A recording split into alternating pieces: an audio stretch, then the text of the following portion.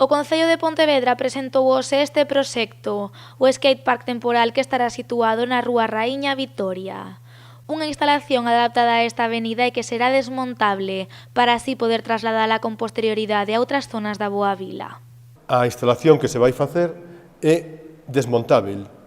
Vámola a poñer en marcha e se en algún momento esta rúa volve a abrirse ao tráfico, podemos collela daqui e levala a calquera outro sitio. Por aí a actuación está moi ben pensada. O obxectivo principal deste proxecto era fuxir da imaxe de espazo marxinal que soen ter os skateparks e por iso trataron de crear unhas instalacións abertas á cidadanía.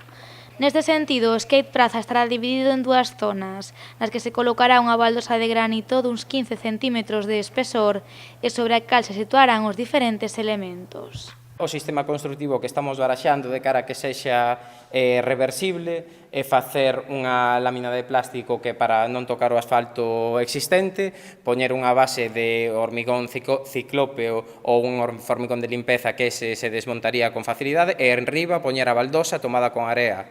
Perimetralmente vai pechada cun serie de bordillos de granito que o que fan é confinar todos os elementos para que esa baldosa non se desplace.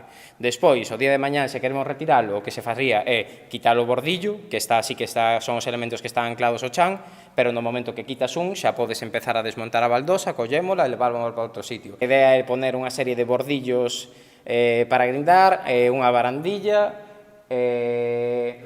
uns quarters, uns kickers, ou rampas, como se queremos fuxir de anglicismos, despois unha serie de elementos máis ambiguos como slappy, que son nomes técnicos deso. Ao final vaise basar moito en pequenas mesetas, bordillos e algunha rampa.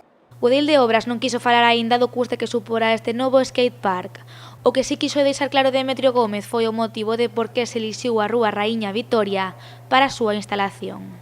Por que en Raíña Vitoria? Bueno, pois unha vez que aparece o espazo e falando coa comunidade de skaters, pois vemos que é un espazo que se pode aproveitar, porque eles teñen unha demanda de espazo urbano para facer estas actividades. Non esquezamos que estamos falando dun deporte que xa vai ser olímpico en Tokio e que en Galiza hai, sobre todo, mulleres que teñen posibilidades de ir a Tokio.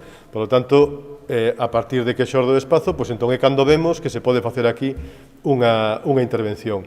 A Asociación de Skate de Pontevedra conta actualmente con máis de 200 inscritos, o que demostra que este é un deporte que está en pleno crecemento. Todos eles poderán gozar destas novas instalacións nuns meses, xa que o obxectivo do goberno local é poñer en marcha este novo parque de skate na primavera de 2021.